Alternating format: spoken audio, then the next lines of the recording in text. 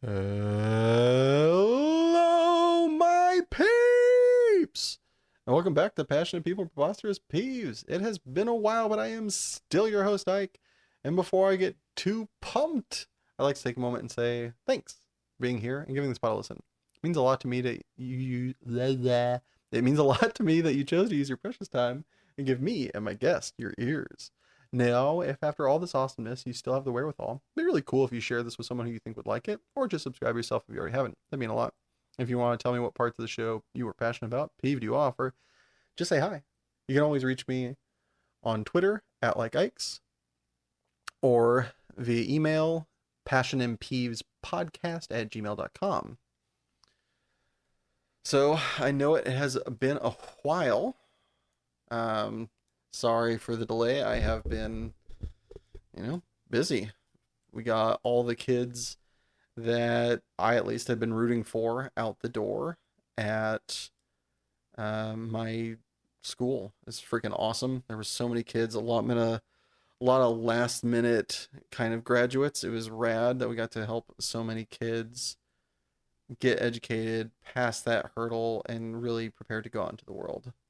It was so awesome, so validating, so exhausting, and I was so happy to go to Vegas afterwards and just hang out. I was hoping to play more Magic than I ended up playing, but is what it was, and just gambled a lot, and it was a really nice release.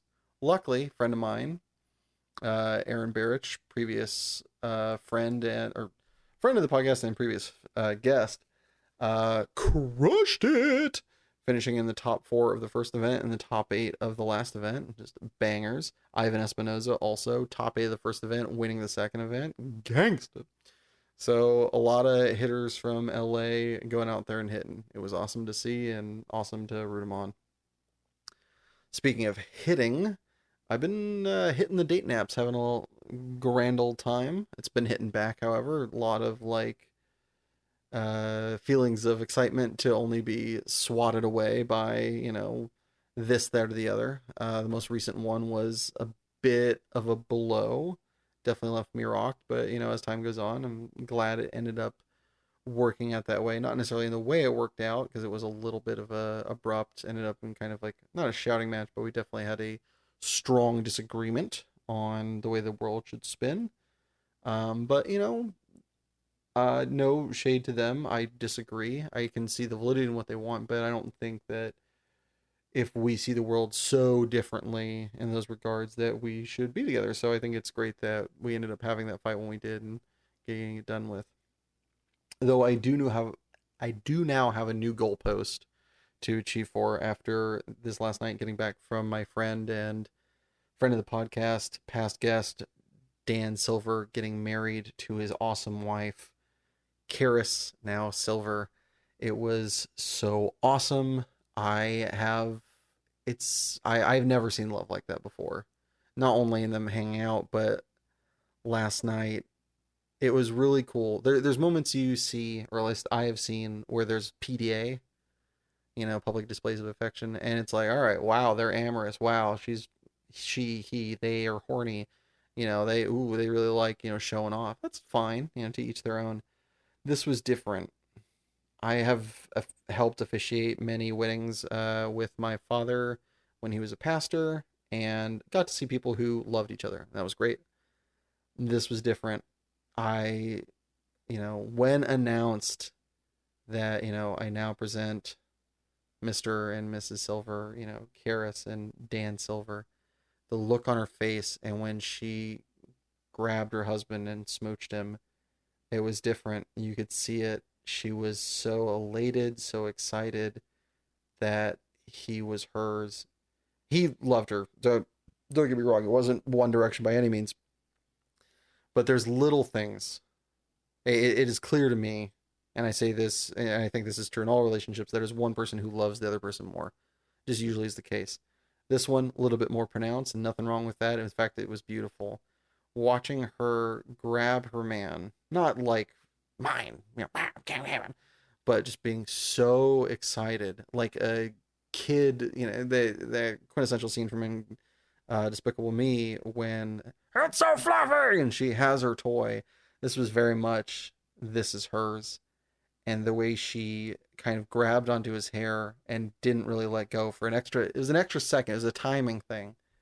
And then when she did, she kind of just ever so slightly, one hair on the back of her head with two fingers just kind of twirled it, didn't quite let it go as readily as she did the rest. It was just so beautiful. It is really cool to see someone be loved that much and really be there for it. And it was great. And I love the both of them and I wish them the best. And I have no doubt that their love will burn bright and burn long. And I am so happy for them that they found their person.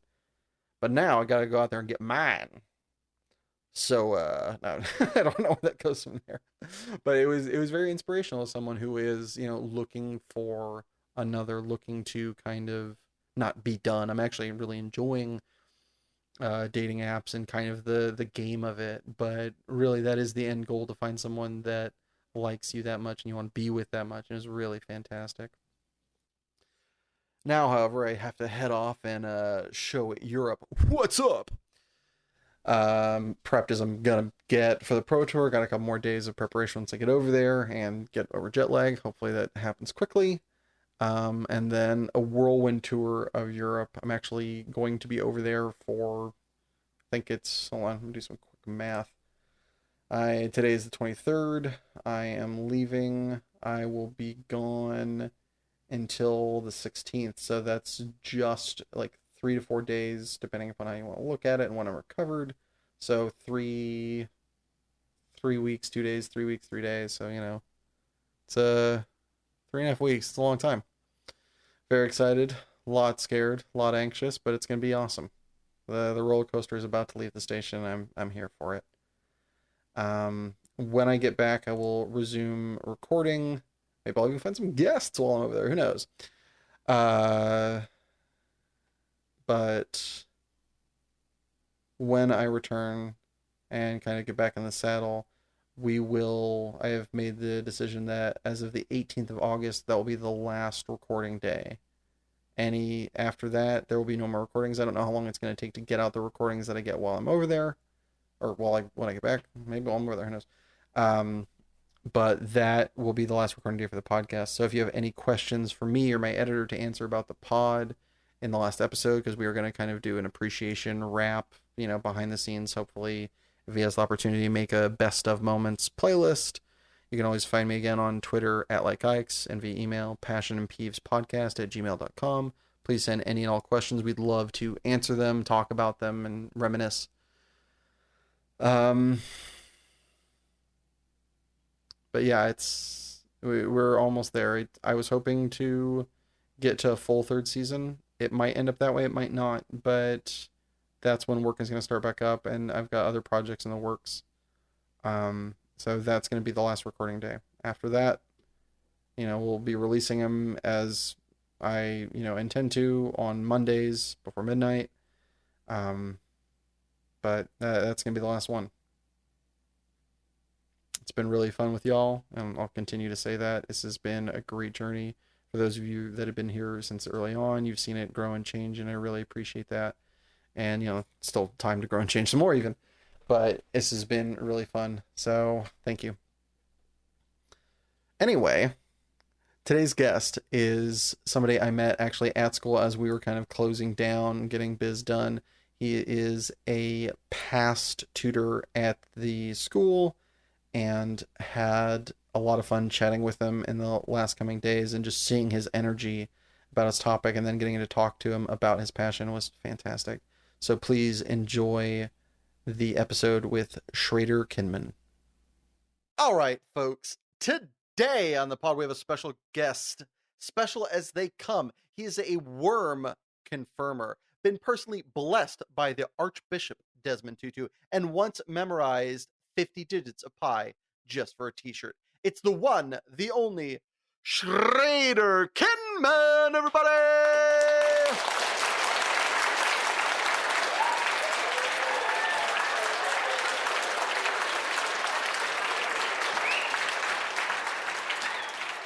Hey, thank you so much for having me, Isaac. Oh, this is great. My pleasure. And now the people got to know, and myself especially, what is a worm confirmer? So Yeah, this is something a couple of my friends and I we sort of got into my freshman year of college. I was at UC Santa Cruz, and there's a lot of beautiful fauna, especially nocturnal fauna, including some worms that fluoresce under black light. So during some nights in Santa Cruz, we would go out late at night with like a UV black light, shine it around, and if we saw something, we would confirm whether or not it was a worm or just a shard of glow in the dark something or other that was discarded or whatever. So lots of good memories of nights my freshman year. Well, now that we've got that out of the way, let's get some other fun tidbits out of the way before we get to the main juicy bits. First off, the people got to know, what's your favorite dad joke? My favorite dad joke is sorry. I need to actually get my script out. Let me restart that line once I have it in front of me. He's got notes, everybody. I do have notes because I have like 50 pages of handwritten notes. It's bad. But my favorite dad joke, I do like sort of with your typical so when it's not really a joke, but I when I already am off to a great start. Yeah, it's not exactly a joke, but it's very a daddy kind of phrase. Not a daddy phrase, but dad-ish kind of phrase. But I do like spoonerizing stuff, swapping the first syllables or whatever in words. Especially when I'm going to take a shower, I tell people I'll like shake a tower, which is fun. So when you go out for dinner, you go to Back in the Jocks? Yeah, exactly. Back in the Jocks, or yeah. No, it's fun. The invented by the sort of flip is invented by I think his name was Edward Spooner. He was a priest who would constantly say stuff like the Lord is a shoving leopard. Was it intentional or unintentional? I think it was unintentional. I think it was just sort of a tick that he had. And people are like, oh yeah, you're talking like Spooner. So it's a Spoonerism.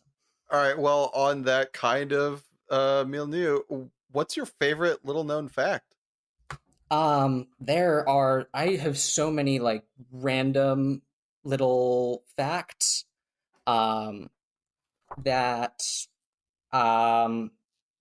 but first one that comes to mind. Yeah, the first one that comes to mind is it's more the story of basically probably the fastest man-made object ever made, which was on accident.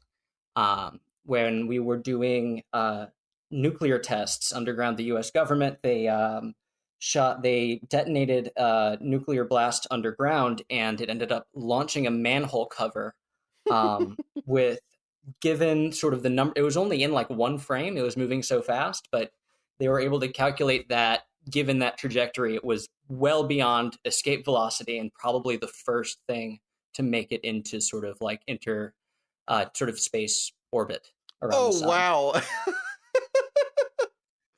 The first thing that made it into space was a manhole cover. Fantastic. Yes. So just sort of, popped off. Well, just as like the people working at Roswell said after that, what's your favorite personal anecdote? Let me think. So I think my personal anecdote, if we're going to talk about nuclear weapons, we can talk about the missile crisis in '63, I think, and Cuba. I was visiting Cuba. I got a chance to study abroad there, and because of an experience there, I actually am now 1 degree of separation from Fidel Castro, which is interesting. Enlightened. So, so I was out at, we were taking sort of trips around Cuba, and we stopped at a place just sort of overnight called Cienfuegos, which is actually founded by the French. They were, I believe, fleeing the Haitian Revolution, and decided to set up shop in Cuba. So it's got this really weird, like New Orleans Cuban kind of feel to it, with the French architecture.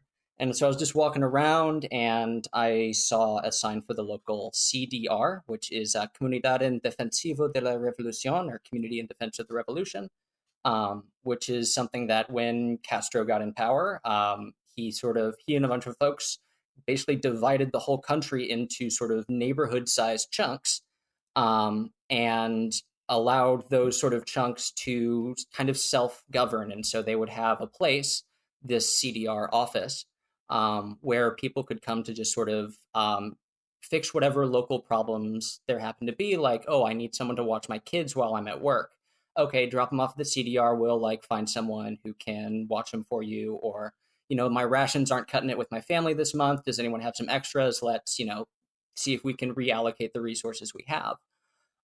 Which I thought was a super cool idea, because we don't really have anything like that. They're also sort of like a first step before calling the police, where it's sort of like, oh, this thing's happening, call the neighborhood, sort of what's going on.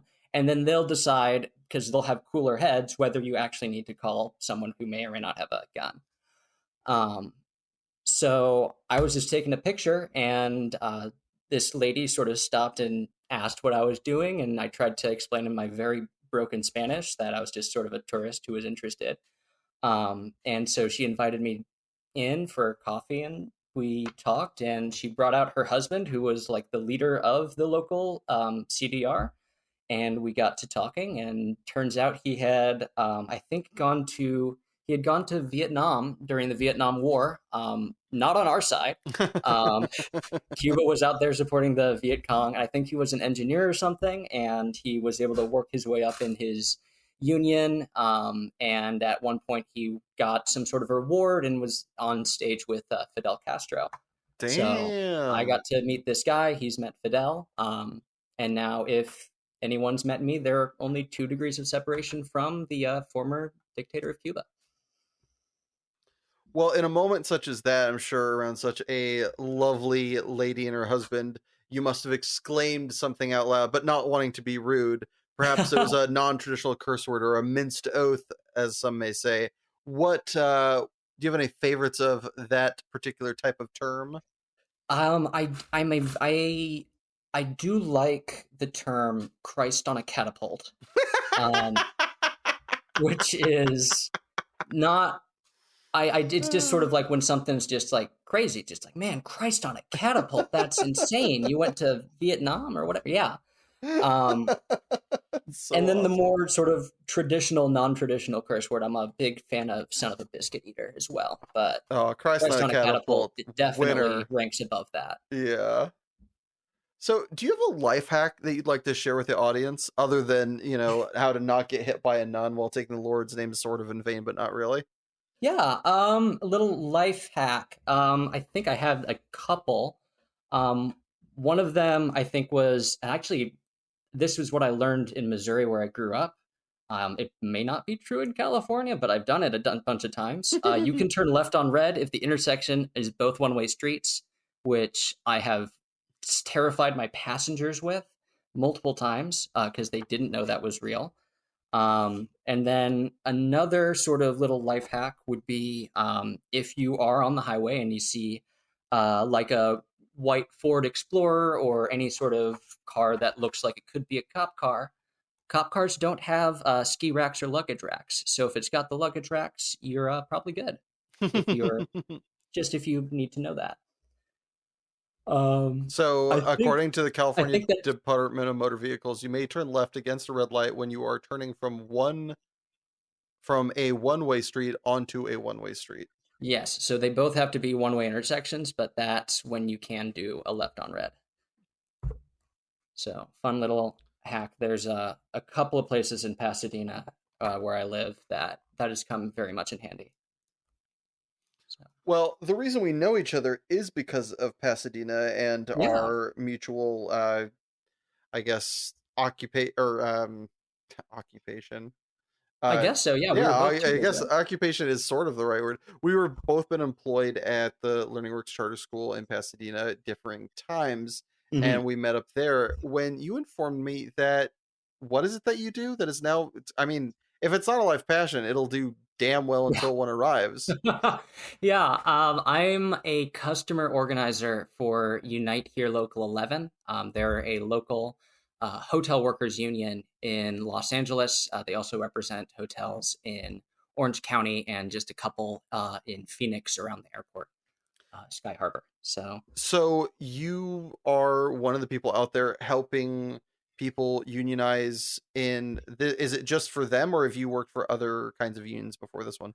well, got my first start in union workplace organizing with Pete's Workers United. So I had taken, actually, while I was working at Learning Works before, in I think like the summer of 2019, because I needed a job over the summer when Learning Works wasn't in session. I got a job at the Pete's Coffee that's at the bottom of Lake Avenue in Pasadena. And I really grew to enjoy it. And this was about the time that the Starbucks Workers United stuff had started making news. And so it was in the back of my head. I was also in the middle of changing majors because I'd gone to, sorry, this is going to be a tangent. They all are. Okay. So I started, I guess to go back, to really set the whole stage, if to go back to high school, I graduated high school in 2017 and moved out with my family to Pasadena, like 4 days after my graduation ceremony. And then I went to UC Santa Cruz from there for a year, where I confirmed a bunch of worms, and also tried to study astrophysics, which didn't work out. And I sort of came back, bounced around. Why didn't it work out? I mean, part of it was I sort of met and talked to actual astrophysicists and realized it wasn't sort of as sexy as I thought. It's really like you don't get to go out on a mountaintop in the middle of the night and like look through a big eyepiece and, take your notes by hand or whatever. It's all, you send a line of code to a computer on the mountain and it turns the telescope and takes the data. And your job is to just do data reduction on the like terabytes of data you would collect over a single night. Oof. Yeah, a lot less sexy. Yeah. No, it's not very sexy. So it's not that. And then I was, first off, I think it was a terrible time to be attending. Oh, sorry about that. First of all, it was, who's the guest barker we've got on this is the a pod? Scout who is, she was a pit bull mix who is just she's a sweet dog, but if you put like a fence between her and another dog, it like triggers that combative whatever, and she just doesn't like seeing other dogs walking in front of our house. But yeah, okay, they're gone now. So this was a time, I think it was just terrible for pretty much anyone who came to UC Santa Cruz. They had increased the student population massively without increasing the housing. So there were folks who were literally just living in hotels instead of dorms that were paid for by UC Santa Cruz. Mm-hmm. So it wasn't a great learning environment. And I ended up, all of my really sort of harder math classes that involved like calculus in multiple, like more than 3 dimensions and stuff, was all put online, and like I had no real help. So I just sort of like, no, I'd rather not calculate the integral like hyper volume or whatever you would call it of a sphere in higher dimensions. This is not, no. So I ended up back in Pasadena, where my family had moved, took some community college classes, and discovered sociology as a field that I was interested in. And so that also sort of played into the wanting to organize my workplace, and that kind of stuff. So I before you started working at Pete's and, hearing about Starbucks, mm-hmm. did you ever think that did you ever like look at unions and go, how cool, or look at union busting and go, those assholes? Was there any kind of like ramp up, any kind of stars in the sky guiding you in that direction before your time at Pete's? Yeah, not in explicitly in like the direction of workplace organizing. I really didn't know what a union was up until about 2019, because none of my parents are union members. It just never came up. I had the privilege of being able to go to a nicer high school that was a private high school in St. Louis, where a lot of folks' parents weren't union members either because they were managers. So I just didn't have that exposure to specifically workplace organizing. But in 2014, living in St. Louis, we did have the Ferguson Uprising, which was just a massive show of force on both the people fighting for liberation and the people oppressing them. But it showed what power sort of community really has and what can be done to make change and the massive amount of work that there is to be done. So when I heard about Starbucks unionizing and all that kind of stuff, and I looked up what a union actually is and does, it sort of aligned pretty well with my previous experience with generally more political social organizing. So Yeah. this is all I'm trying to get my timeline straight. So you're at Starbucks at the time when the Ferguson uprising, or that's before, or Oh not no, no! Starbucks? The Ferguson uprising was 2014, so I was 15 years old. Okay. I was just a high school student. So you But see this on television, you read about this in the news, you see this online, you yeah, and experience seeing it in this person as well. in person as well. Sorry, yeah. Then you're working at Pete's 5 years later. Mm-hmm. When does it click to you? It kind of, and walk me through the kind of process that you go from just working there, seeing Starbucks on, hearing and reading, seeing Starbucks do this unionizing, or the workers doing unionizing, and thinking that you need to make this happen. Yeah, it was for me, and I've found in my experience since that it's a fairly unique scenario. Is that I was pretty much solely motivated by the kind of like moral, ethical aspects of a union. It's basic workplace representation. It's having a voice in how you're paid and what you are doing in where you spend, frankly, for most people, the majority of their waking hours. Um, and it's just like it just makes common sense. I wasn't because I was living with my parents because I had the job at Learning Works. I wasn't um, super pressed financially, but there were definitely coworkers of mine who I did see that were. And as I got more involved, I would have phone calls with folks talking about how, oh, the manager, is cutting my hours so I don't qualify for healthcare anymore. And I need that because, my son's sick and all of this. So all those kinds of stories were really inspiring. But those came over the course of a long period of time. And I didn't really make a whole lot of progress while I was at the Pete's in Pasadena. I had to move up to Davis, where I eventually transferred to UC Davis. And that's where the real sort of union campaign took off, because I was able to find some people who are also more sort of like-minded with similar politics ideas and generally more of the same age group. We're all college students, whereas there's a larger age range with a lot of different interests that people had sort of in what they would want out of a union back in Pasadena. Mm. So not that makes it any more difficult or easy. It actually, in some ways, can make it easier if you can spread out to as many, ideas as possible and as many benefits to a union as possible. But in the it was organizing just a lot more work. process, yeah. Yeah. So I pretty much my first day at this Pete's in Davis, it was very clear that the manager was not doing a great job at her job. She was very short with people, didn't seem super organized, and just you could tell just it was not a good work environment. But it was better than what I had before, which is I took in like a job at CVS in the meantime in between, which it paid the same, but Pete's has tips. So, and that can be, $2 to $3, even $4 an hour more, depending on how you're doing. So I sort of, that first day when I saw like our manager just not doing anything that seemed right, I sort of went out with one of my new coworkers and just sort of like, hey, I think that just from my first day here, and she was also ranting about how terrible the manager is.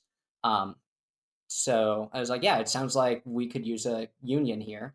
And she was like, yeah, my mom's kind of said that I would be a good union organizer. You know, I would. Where I was like, oh, that sounds great, awesome. So we would keep kind of talking back and forth, but nothing really happened. I ended up reaching out to the IWW at one point. What does that mean? That's the internet. Actually, is that Industrial or International Workers of the World? I think it's Industrial. Industrial Workers of the World. Industrial Workers of the World. And they sent out like a volunteer to try to like coach me into how to have organizing conversations, which is a very foundational, important part of organizing.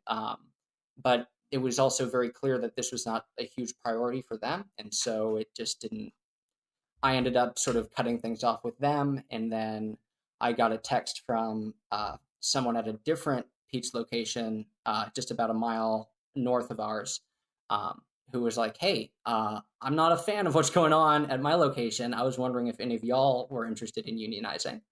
And I said, yeah, I'm totally down. Let's do it. And that's how we got, who's my friend Alex now, who's the person who was calling from North Davis. They had reached out to Starbucks Workers United. And this guy, Tyler Keeling, was helping us out for the next about a year, I want to say, having pretty much weekly Zoom calls, usually just the three of us, me, Tyler, and Alex. But as time went on, it grew and grew and grew, and we eventually filed for a union election in December of 2021, with the anticipated election date in January of 22. So this is quite recent. This is quite recent, yeah. So while all this is happening, were you guys working? Were you guys picketing? What was happening during this interim where you started? You're getting the ball rolling. What was going on for as far as work went for you? Yeah, it was a lot. Yeah, it was just working and also going to school. Pretty much everyone, well, about maybe 2/3 of the workers there were students. The other just being full-time sort of folks living in Davis.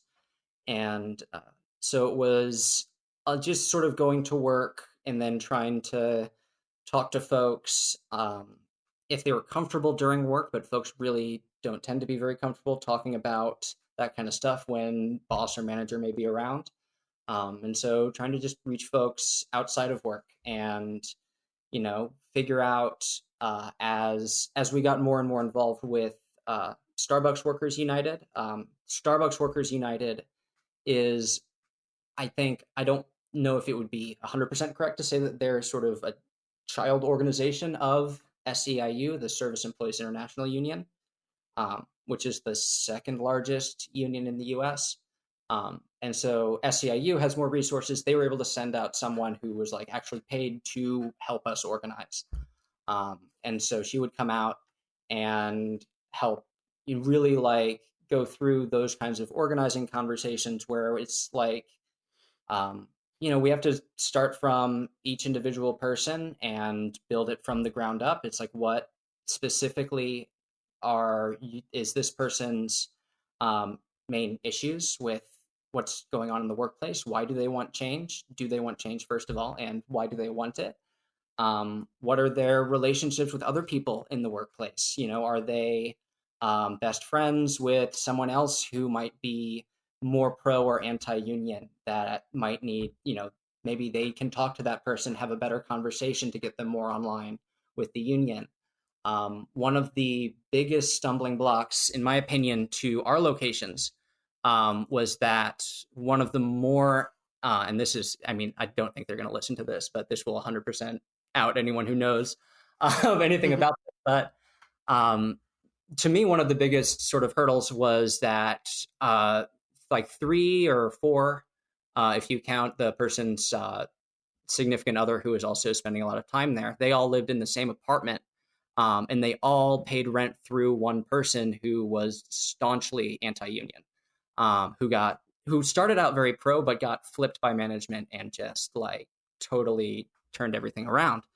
Um, and Yikes. so it was really difficult to have a like. I can't go back to your place and talk because the person whose like name is more on the lease and who's actually paying the rent Yeah. is right next to us the whole time, and she doesn't like us talking about unions. Um, So in this experience, and I would imagine in further experiences, it sounds like a lot of the kind of unionizing aspect is more just like slow growing relationships, talking to people, getting to know them, making, kind of building up your team. yeah, How long into this endeavor before, did you guys strike? Did you guys come with demands? What is the next step after you build up, for lack of a better term, like a posse or a group? yeah. So we call that group sort of the organizing committee or just the committee. And that, yeah, that took probably about sort of 6 months um, to gather folks who are on board and then to sign union cards. So in order to, before we can even say with any like legal backing, hey, we want a union, we need to get at least 50%, or sorry, at least a third of all employees need to sign a card just saying, "Hey, I'd like to have a union election. I'm going to vote either way. I just like to have an election to choose." Um, After that, that triggers. So you need to get all those cards signed. Then you can file, which triggers a union election, which can take up to 2 years, I think. Whoa. Especially during the Trump administration, who just kneecapped the National Labor Relations Board, so they weren't able to basically get out and have all of these elections. But we were lucky and able to get ours within about a month. Um, so it was sort of building up to that election. We didn't end up going on strike. We didn't have a lot of. I suppose we probably could have. I'm not super well versed in when you can go on strike when you aren't already represented as a union.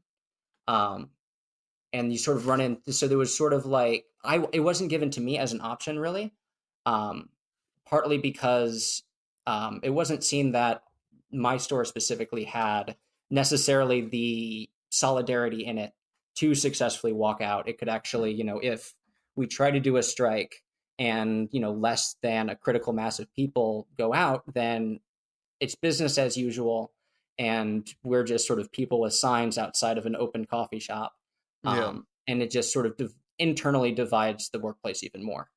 Um, so I think that's why we didn't go down that path.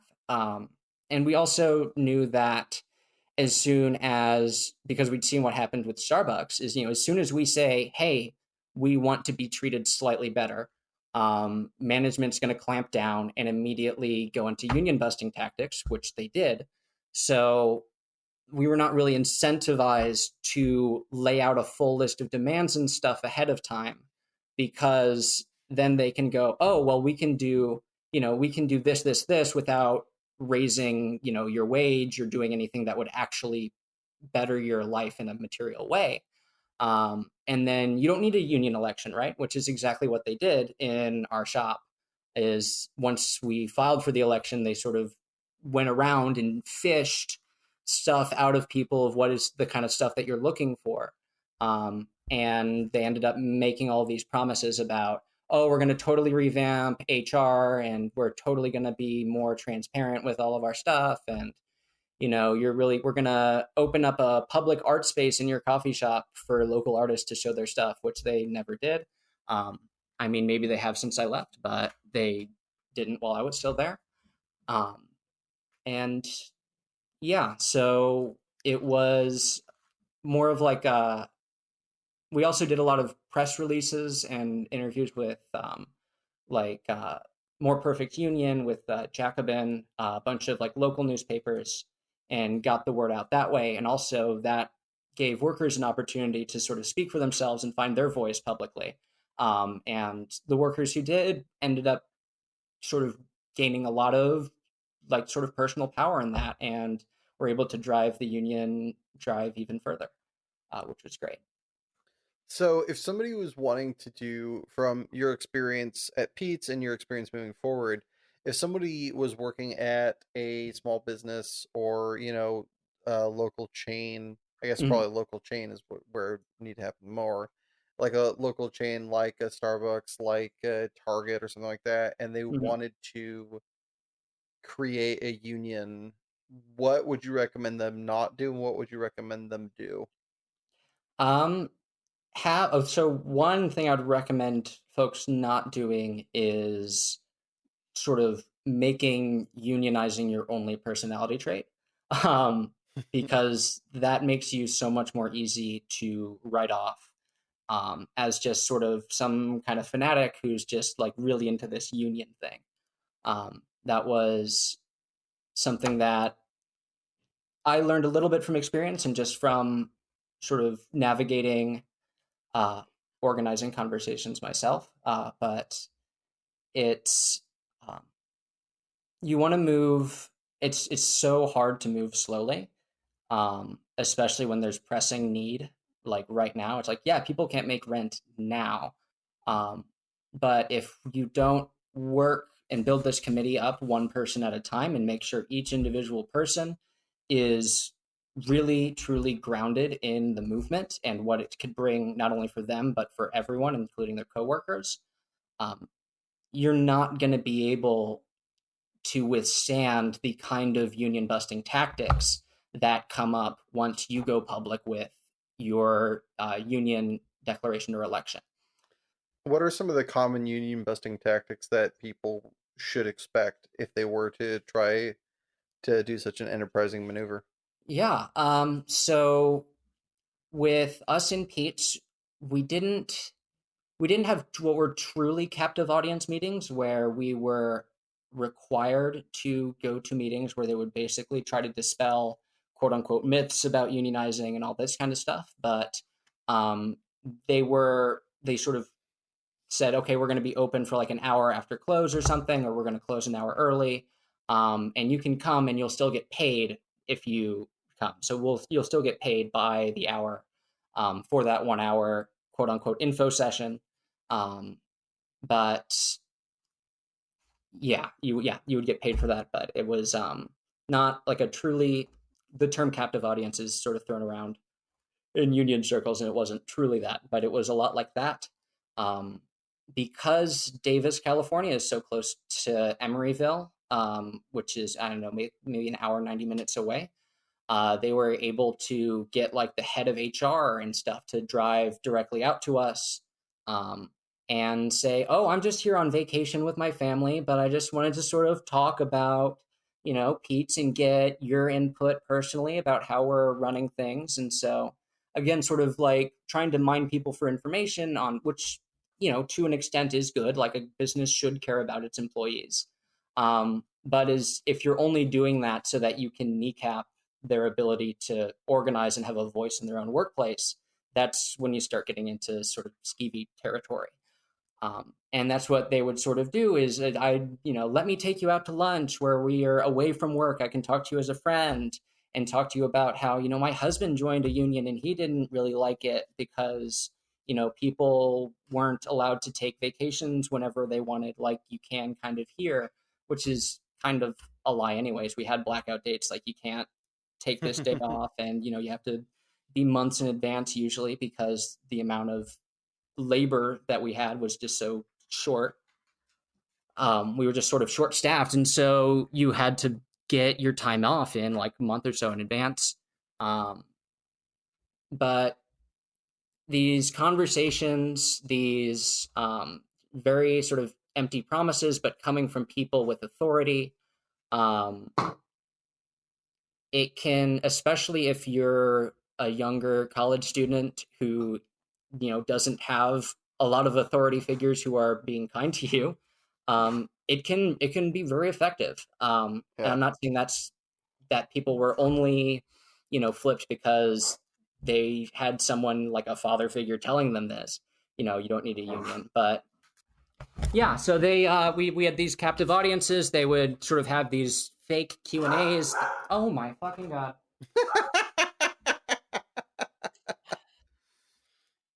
So they would have these sort of like lists of like questions and answers about unions that were sort of intentionally written. I wish I had mine.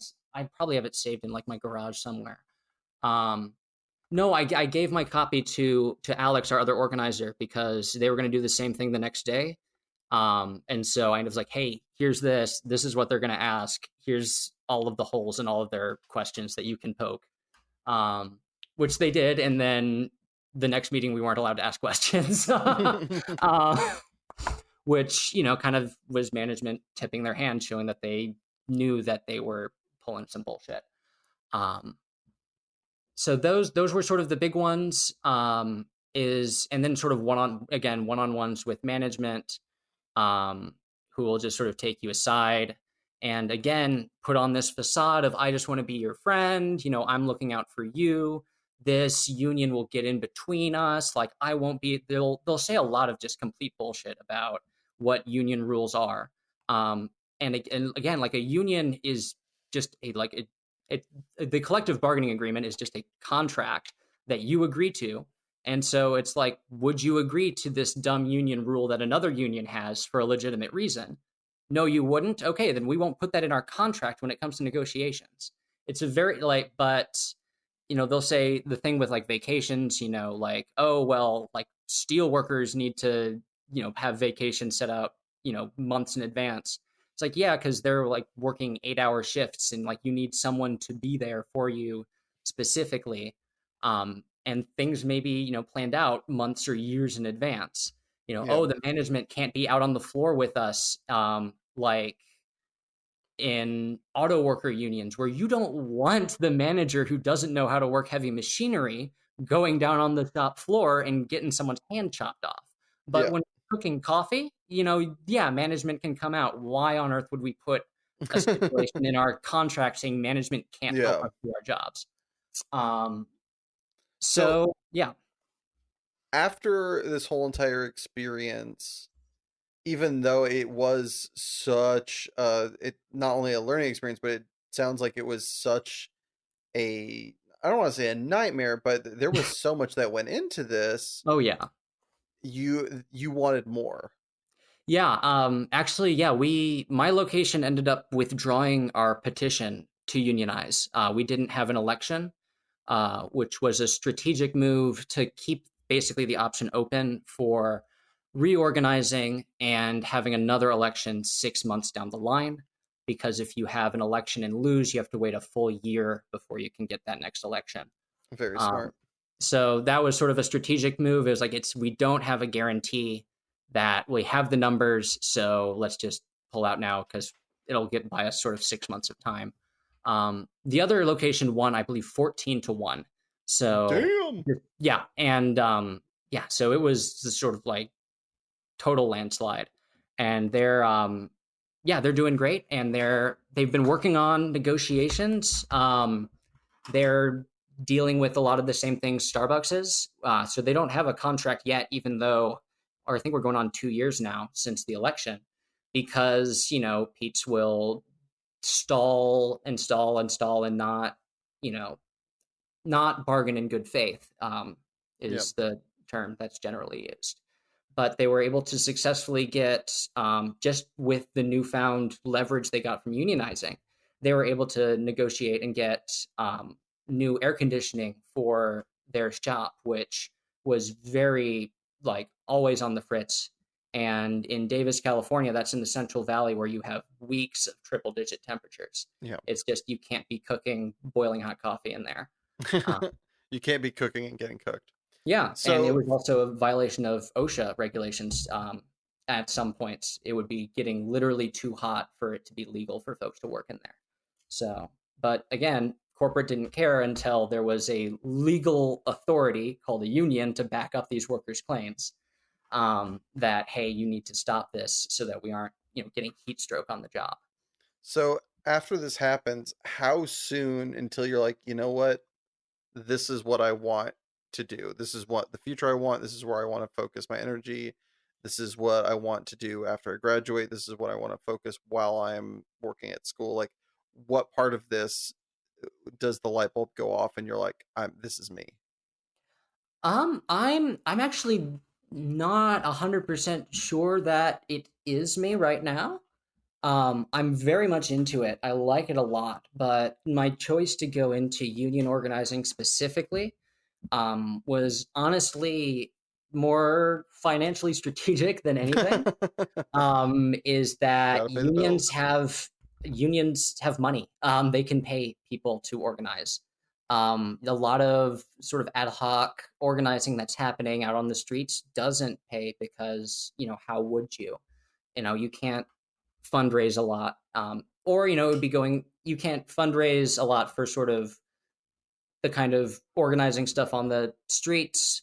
That's usually sort of, you can maybe get like a crowd fund together and do a GoFundMe and sponsor maybe like, I don't know, I don't even know what you would do, but it just looked to me that if I wanted to do this kind of work of organizing and building the kind of power that needs to be built in order to make any kind of positive change in this country, um, is and the only way to do that sustainably with being able to do that with a paycheck was what it looked like to me was a union. Either that or working in a nonprofit, which unions I think technically are nonprofits. They're 501c6s.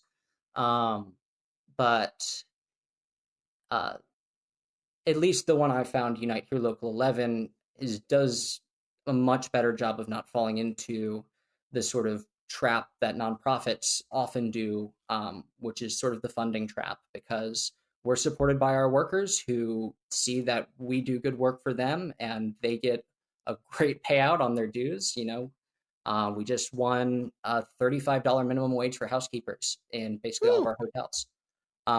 So yeah, people are happy to pay a little bit in dues for that kind of minimum wage. Um, and we get that job done for them. So there's an actual sort of financial aspect to it that works out. Um, and I was able to really devote all of my time and energy into just organizing for like social and economic change, without having to have a backup of like, oh, I'm also a barista on the side. Oh, I'm also doing this on the Yeah. side. I could really, and I haven't really been looking since I found Local 11 because I love it so much, but I haven't found anything that really allows me to do that in a similar fashion. So, one, love to hear that. That's awesome. But if you could, write your own future, were as an author does a novel, what Hmm. would your dream involvement be with unions moving forward? And is there someone or a company that you would like to kind of work under or work with?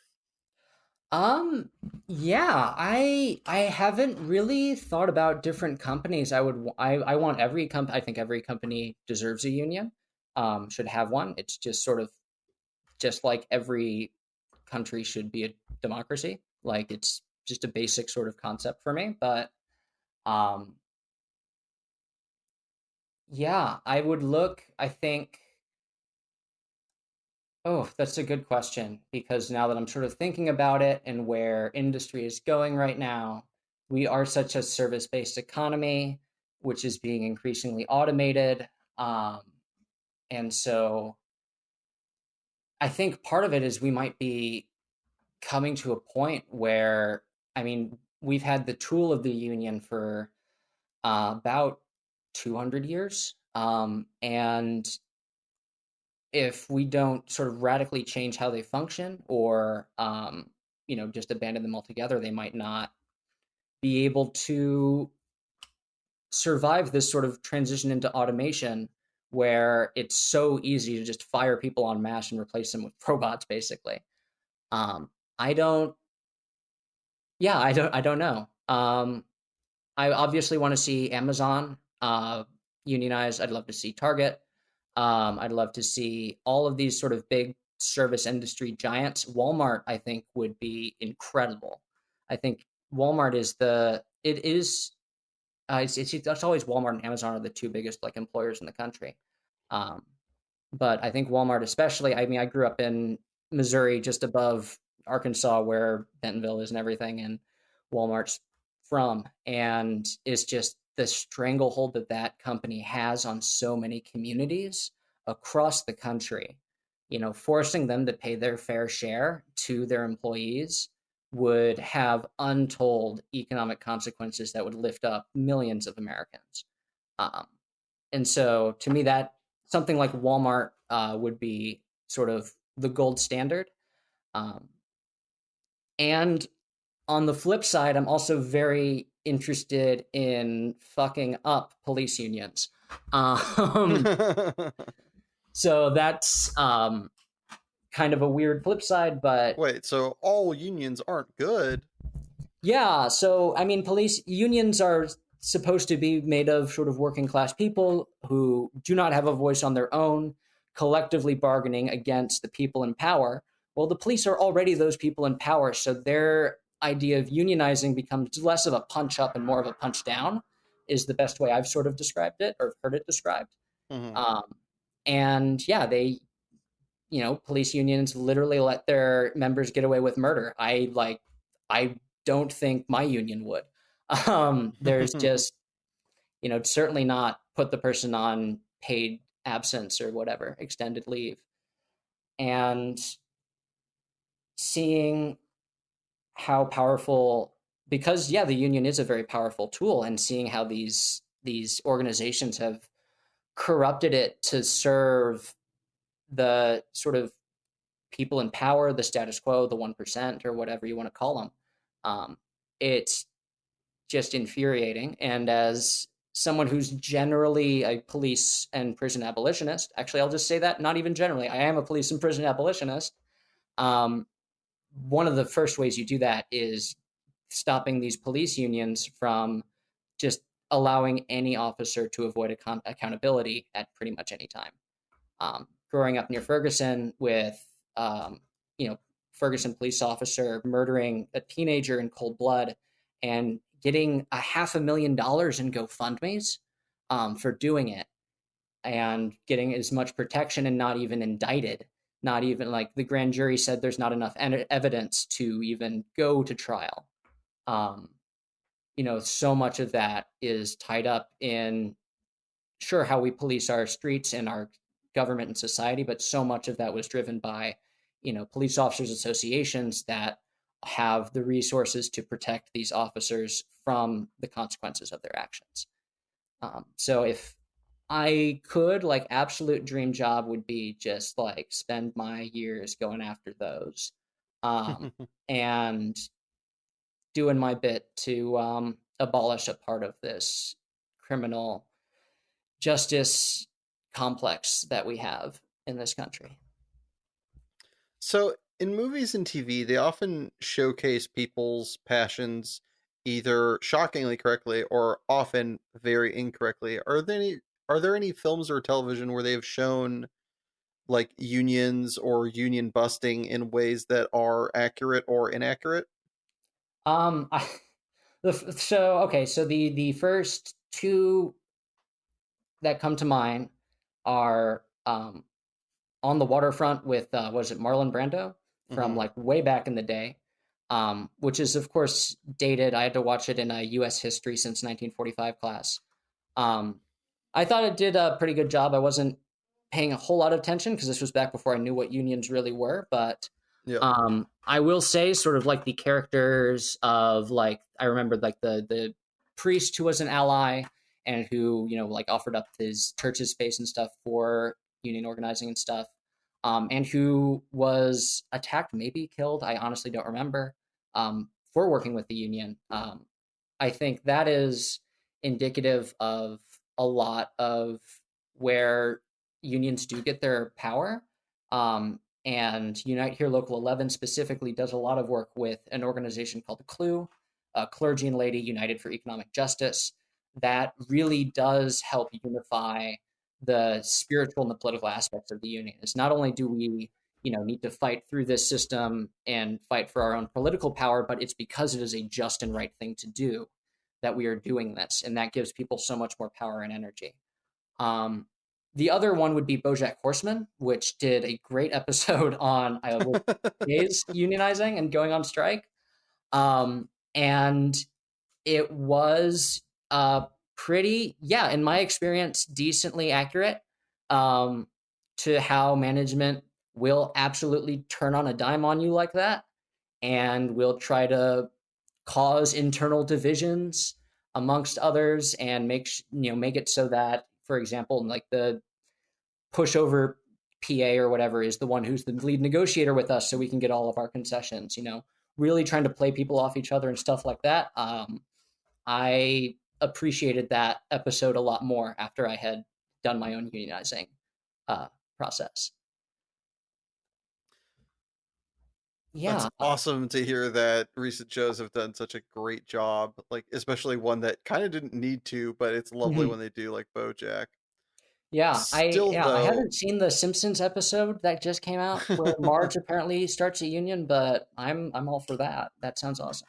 fingers crossed.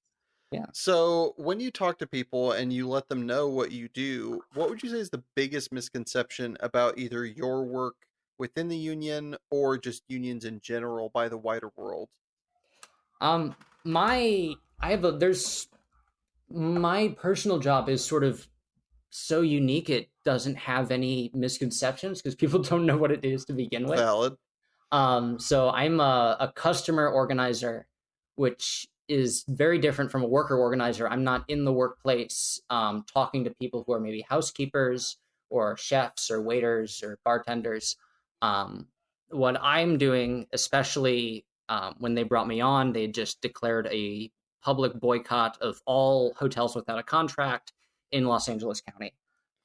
And so my job as a customer organizer is to organize the customers who are coming to these hotels into changing locations, sort of get them to find another hotel or another venue. So you're just Miracle on, was it 34th Streeting them?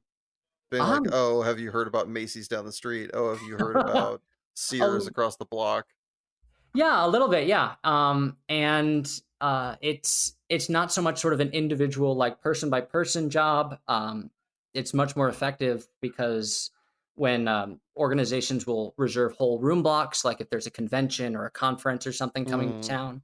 So instead of going through like 17 different family vacations and trying to get each, 4-person yeah. group to move, we can get like a couple dozen rooms moved at once if we can get to these people and say, hey, like these workers at this hotel say, please don't come to our hotel.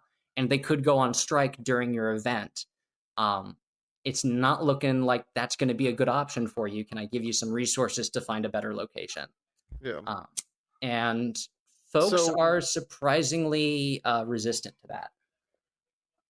Usually because relocating comes with a financial penalty if you aren't careful with your event contracts with your hotel. You will be sort of on the hook for a penalty if there is a labor strike, or if there is, if there is a strike or a labor dispute. makes sense. So we also offer on our website language you can put in your contract that says, "Hey, if there's a labor dispute, I get my money back." Right. So um, we give people that information for the future. And it's also just sort of a headache to relocate and find another hotel and whatever. So um, it takes a lot of pushing and a lot of phone calls, emails, occasionally even visiting a business's like actual offices if they're really sort of giving us the runaround and not wanting to talk to us. It's like, no, this is a really important thing. You are crossing a picket line. You are Hmm. going to a place where people don't want you to come. And you coming here is hurting the people who are working there. So you need to relocate. This is really important. And we might bring someone from that hotel to tell you exactly that from their own experience, from their own perspective, that you specifically coming to this hotel is going to make our lives that much worse, that much harder as we continue this fight for just like basic living wages, basic health care, a pension, and decent workloads. So, on kind of a different axis, what is Mhm. your favorite non-obvious aspect to working in and around unions? What is something that obviously making the world a better place, helping your common man. I don't want to say those are givens, but I think most people can expect that that is a bonus. But what Mhm. is something that people wouldn't expect when you're like, yeah, I work in a union, for you to be like, and I get to do this, or and Mhm. this is a byproduct? Yeah, I've gotten to do a lot more of stuff, and this isn't necessarily in my job description, but other folks who are sort of on the same level as me in the union have insane amounts of access to elected officials. Actually, I did want to cut the word insane from it. They have a good amount of access to public officials, and I think it is actually the amount of access that we all should have. Um, but that is just not how it ends up working. But when you're part of an organization that represents, Unite Here Local 11 represents over 30,000 workers. If someone's representing that group of people as an elected official, you'll listen. Mm-hmm. And so the ways that I'll have sort of folks coming into the office and be like, yeah, I just got off the phone with this city council member and this, city council member here, and we're going to try to do this. It's like, yo, you're like 22, like you're, and you're making these meetings with elected officials so that, they'll support the next initiative that will make, our workplaces safer and give, for example, panic buttons to housekeepers, which is a bill that has been sort of tried to pass and gone to the ballot multiple times and has not passed in a whole lot of places. Um, so that is sort of a little perk to working with the union, is as part of a new political organization, you get access to a lot of political figures. And they have to sit down and listen to you because you are representative of a lot of people who hold significant power. And so it's really, I haven't really done a whole lot of like private, like one-on-ones with like council members or mayoral candidates or whatever. I'm more talking to like CEOs and executive directors of companies who can make the decision to relocate, which is its own perk in itself. I got to call VidCon and try to get on the phone with Hank Green, which I did not, but Oh, um, I got to get through to their like executive producer and everything and talk to him. Um, and he was very annoyed at us calling him because they were actually doing the right thing. They had not crossed our picket line, and they were good. So good on VidCon. yay! So yeah, I think Well, all the people I get to meet mainly. Yeah. while you might have peeved off Hank Green's executive producer, Hmm. perhaps we could know what is a preposterous thing that peeves you off. Yeah. So, okay, when I moved out to California from St. Louis, Missouri, I saw, especially in sort of the neighborhood that we had moved to, we ended up in this neighborhood living in a house owned by the church that my dad works at. And the whole neighborhood, we are, I think, the only house on our block that doesn't have either a giant like fence or a wall or a hedge, like totally encompassing the whole property line. And that was like a real peeve of mine for probably the first like sort of 6 months or so living out here. Um, because it's just like, how are you supposed to have a community with your neighbors if you're not even able to see them um, most of the time? Especially where in the neighborhood I'd grown up, all of the front yards were connected. Sure, we had like fences separating the back, um, but my neighbors directly behind me, they had actually taken down the fences from all three of their backyards so that all their kids could play together. And, we had like an open invitation to go and play on the trampoline and, Oh, like play on their swing set or whatever.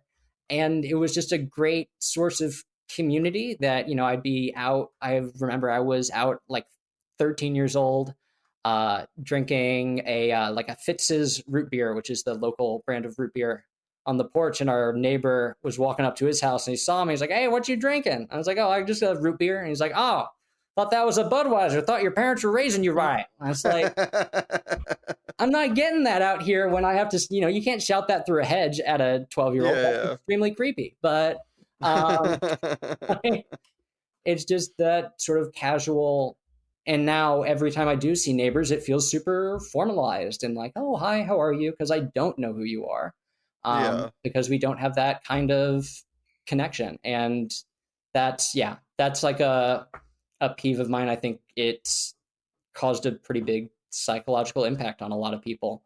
Um, and that wasn't helped with the pandemic and quarantine, all that shit. But we're just a very isolated individualist society. And I think that especially uh, shows up out here in Southern California, in specifically that way, but in many others.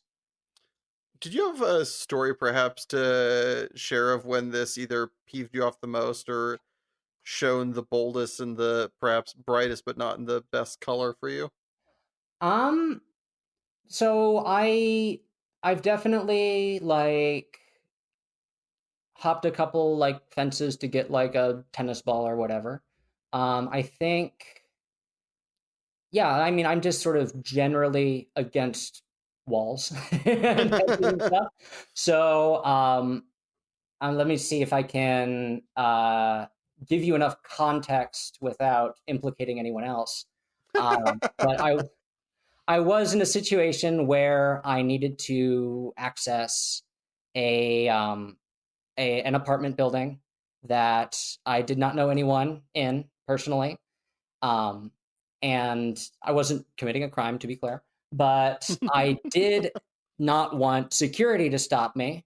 And I ended up sort of on foot tailgating a car into the parking lot, which then closed and locked me in for about an hour, until the next person drove in, opened the garage door, and I could get out. Um, so I probably could have just walked in the front door and sort of tried to make my way through with the whoever was at the front office, but I was like, nope, I don't agree with this on principle. We're just going straight in ourselves, and that did not work out.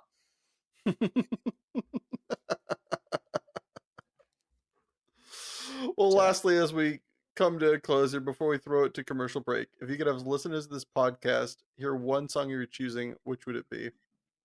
my one song is probably, yeah, I'm gonna go with a friend of mine, Andre Henry. He's written a song. It's called Red and Blue. That came out a few years ago. That I really like. It's on Spotify. Um, so that's my official recommendation.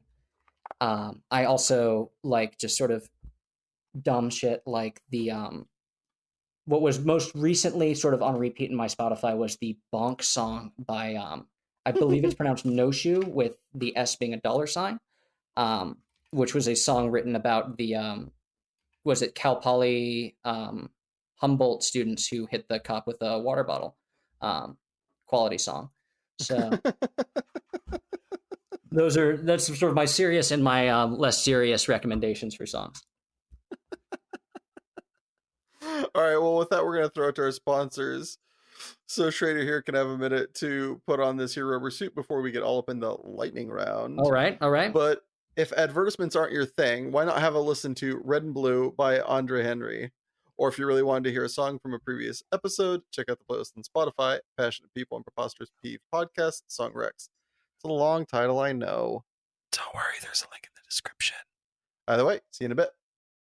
Have you ever just looked at fried carbs on a plate and thought, I need to eat those, but it doesn't taste all that appetizing? Introducing catsup. Catsup is a sugary and red syrupy paste that'll overshadow any unappreciated taste. Simply douse the unpreferred tasting object and ingest. Mmm. Thanks, catsup. And we're back.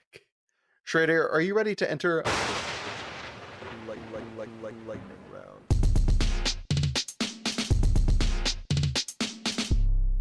The lightning round. Oh, I'm so ready. All right, well, buckle your seatbelts and keep your arms inside the ride at all times. Which is realer, mermaids or Bigfoot? I think Bigfoot is probably more down to earth. Yeah. Is peeing in the shower normal human behavior or just for those filthy mer people? No, that is normal human behavior. Is professional wrestling cool or lame? Professional wrestling is an art. Album, shuffle, or playlist? Shuffle. Are you out of touch or is it the children who are wrong? Oh gosh, I hope that it is the children who are wrong, but most of the time I am proven to be the one out of touch. Would you rather eat nothing but insects for a year or go without electricity for a year? I ate like some crickets in 6th grade for science. That was really good. I'd go with that. Are hot dogs tacos? Yes. Have you ever had a crush on a cartoon character? I would probably say my first crush was Shigo from Kim Possible, so yes. Would you rather meet an alien or a ghost? Alien for sure. Oh my gosh. Make the food or do the dishes? Um, I generally do the dishes, but I do like making the food because then once it's done, and you can just enjoy your food. Would you rather have tentacle arms or kangaroo legs? Ooh, that's a good one. I'd probably use tentacle arms more, but kangaroo legs would be kick-ass. No pun intended. All right, you got to get rid of one of them. Kurt Russell or Nick Cage. All their movies before and after cease to exist. Before and after. I would hate to ruin the cultural like footprint of Nicolas Cage, so I think I do have to go with Kurt Russell, unfortunately. Would you rather save 100 strangers or one loved one? Oh, don't do that. Because I have strangers and loved ones will be listening to this. Yeah.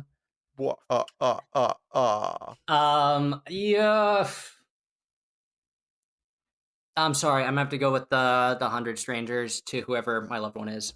Yeah. Sorry. Do you create your own thoughts or do you just listen to them? I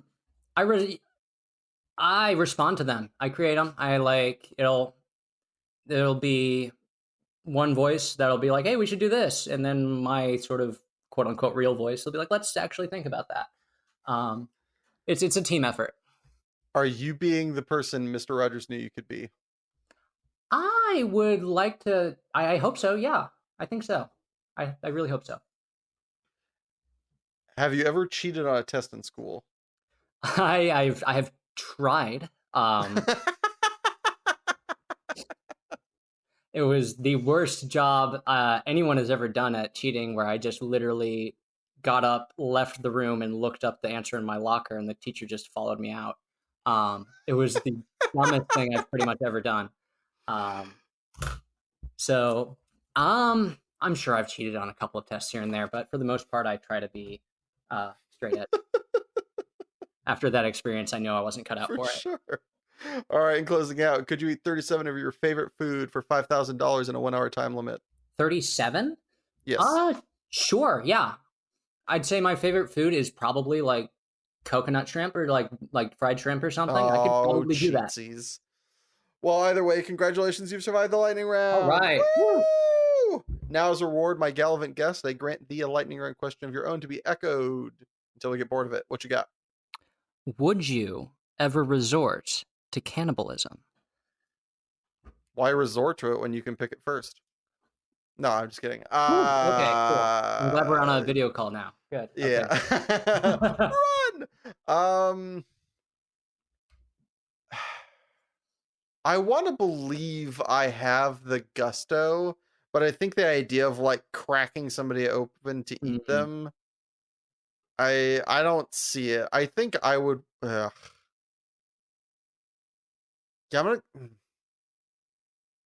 I'm a wimp. I wouldn't do it. I'd just die. All right. I honestly don't know. I think I might be able to. I feel like if there were other people, if it was just me and the dead guy, maybe not. But if there's like other people need to eat, maybe. I don't know. Yeah. I can see that as well. Doing it for the rest of humanity that is in your yeah, like that episode of The Last of Us, right? Yeah. That's the kind of person I'm trying to be, is that cult that I'm trying to be the kind of guy that would cook a dead guy for my friends. Yeah. That's the That's the person I'm esteeming to be. Yeah. Well, on that lovely note, is there anything you want to plug, shout-outs you'd like to give, places people can find you or your content? Yeah, I am at, I think I realized that all of my social media is like private, so I made a bunch of public stuff. I am Schrader K, and my name is impossible to spell, so I spelled it phonetically. It is SHR, the number 8 R underscore K. So that is, Schrader underscore K. That's Instagram and Twitter. And I'm also working on Schroeder.com, which is spelled the way it actually is on my birth certificate. SCHROEDTER.com. Nothing's up there yet, but it will be soon. Well, thank you, Schrader, for being my guest today, and a special thanks to my editor, Richard Ashford, and my composer, Joshua Gibbons. And thank you, you listening at home, wherever you found time to appreciate this. Time is the most precious commodity we have, and I really do appreciate you spending yours with us. And if you enjoyed this episode, please subscribe, like, or just share it with a friend. Every little bit helps. Or if you already have and are out of episodes to listen to, don't worry. We put out a new episode every Monday at midnight on SoundCloud, YouTube, Spotify, and iTunes at Passionate People and Preposterous Peeves Podcast. And a very special thanks are due to our patrons, Sibel Yellow. And if you'd like to join said illustrious ranks and have your name read aloud, just head over to patreon.com/Passionate People and Preposterous Peeves Podcast. And do remember, folks, if days are numbered and songs are sung, at the end of the day, I think we've all won. So please stick around, because great things have only just begun.